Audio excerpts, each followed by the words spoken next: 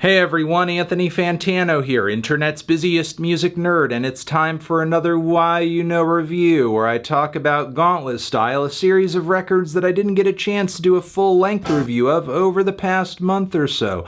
That's what we're gonna do. So, now that I've kind of stated what we're going to see, let's do it!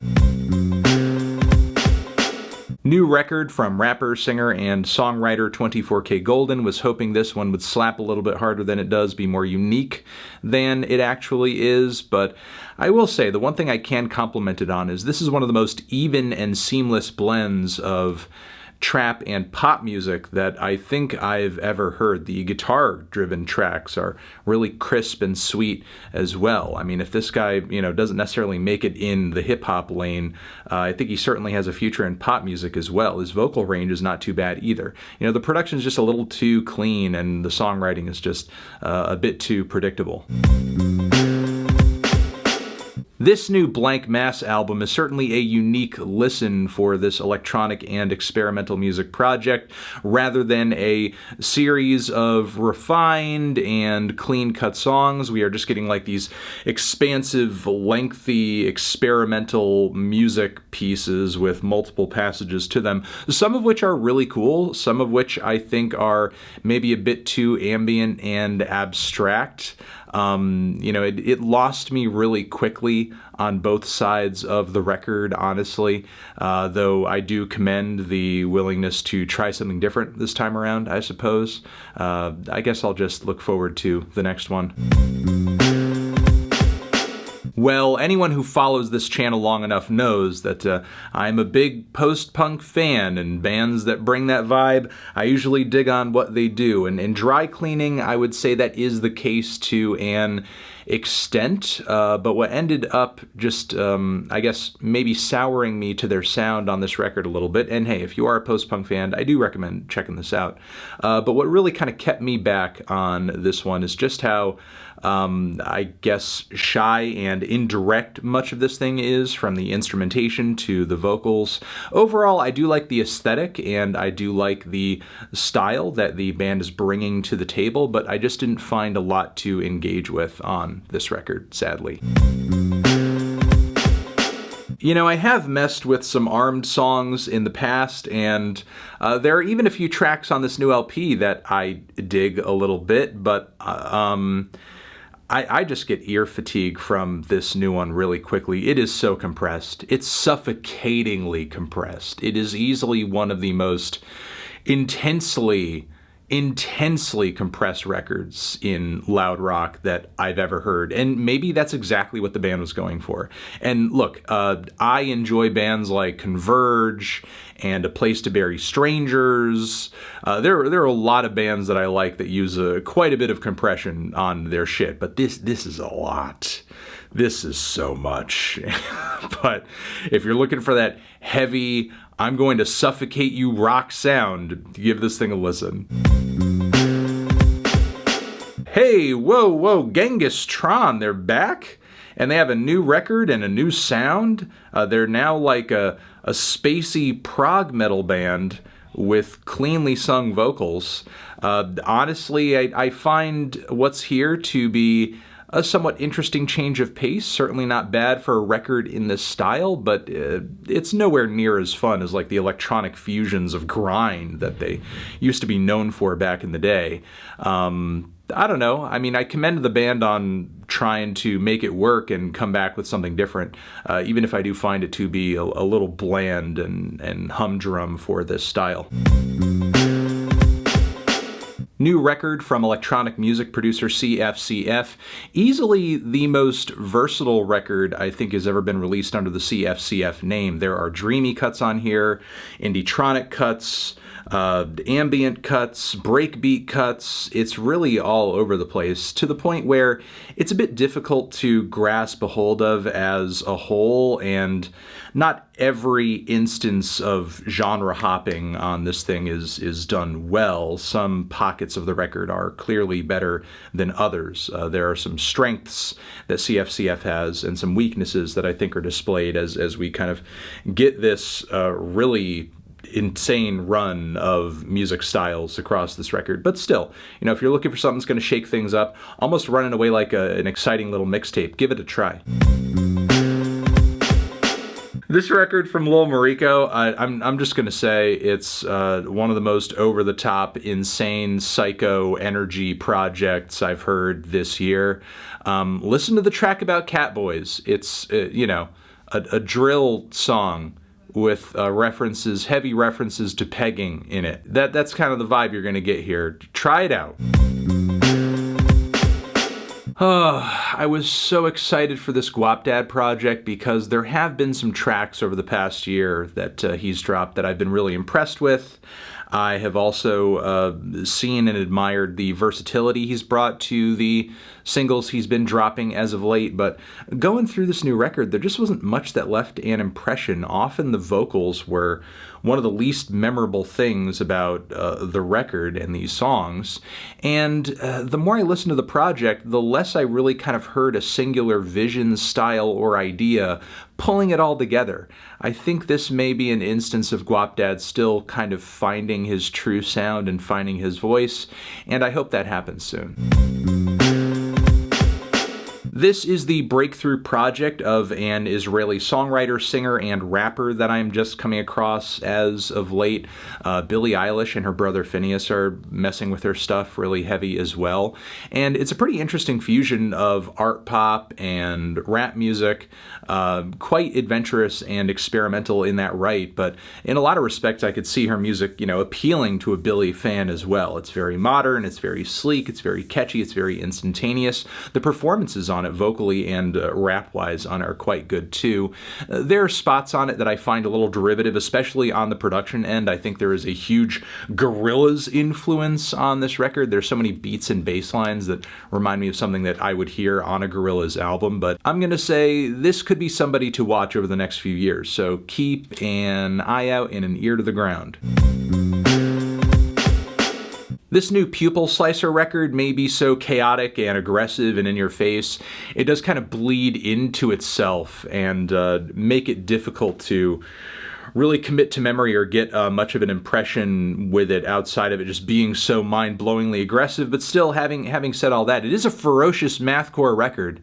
And if you're looking for some ferocious, relentless mathcore, like, you know, Dillinger Escape Plan levels of going fucking hard, give this a try.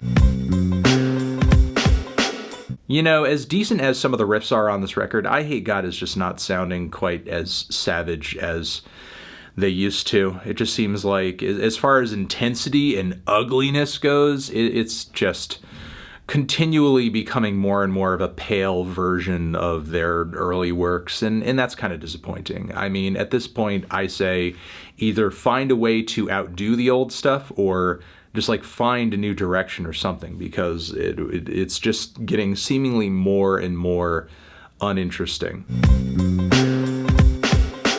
New project from Of Montreal. Surprisingly, Kevin has taken the sound here and brought it back to that time that was slightly post-Hissing Fauna, where he was diving deeper into electronics, really eccentric vocal passages, some of the most insane, colorful, and overwhelming pop to be produced and recorded during that decade. Now, personally, this is not an era of Montreal's music I'm crazy about. It's one that I kind of find a little too obnoxious. I think Satanic Panic was sort of that great little middle ground for 60s psych vibes, the electronics, the futuristic pop nods, and then from there it just really kind of went down this crazy rabbit hole that I understand the appeal of. I get if people really kind of, you know, mess with it. And I know that since then, Of Montreal has undergone numerous sonic evolution points that I have found interesting. Sometimes I have found absolutely impossible to listen to at other points. I mean, last record,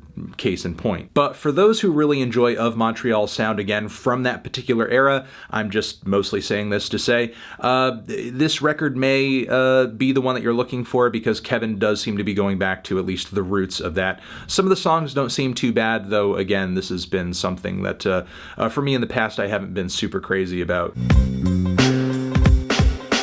This new YBN Nahmir record is just really not it. Not that I had super high expectations going into it anyway. I pretty much knew this thing was going to be a generic trap record with average vocals, average lyrics, $5 beats, and potentially like some bad recordings and mixes too. But on top of it, it's also bloated and just totally unnecessary. He's bringing absolutely nothing to this sound that dozens of other artists aren't already. I could see why Corday wanted to kind of break off into doing his own thing with more substance, because if this is where YBN was going, literally like, you know, down the most generic road imaginable, yeah, I'd be bored too. Willie Nelson has a new record out of Frank Sinatra covers, which don't assume that it's like, you know, Willie Nelson style series of country covers of Frank Sinatra. No, he's like literally singing over extravagant jazz instrumentals that Frank would have sung over, and you know, with his Willie Nelson voice. Of course, he falls terribly short, and he sounds nowhere near as good as Frank over these instrumentals, which are done pretty well, by the way. It's really just like, it's a couple of things. Like, it seems like Willie doesn't really care as to whether or not this appeals to anybody far outside of his usual fan base. This is really just like a passion project for him. And simultaneously, I can only foresee the hardest core of the hardest core Willie Nelson fans like really getting something out of this project, because you're really only listening to it not for the songs, because obviously they're covers, not for the originality of it or the vision of it, because they sound a lot like the originals, and obviously not for the performance aspect of it.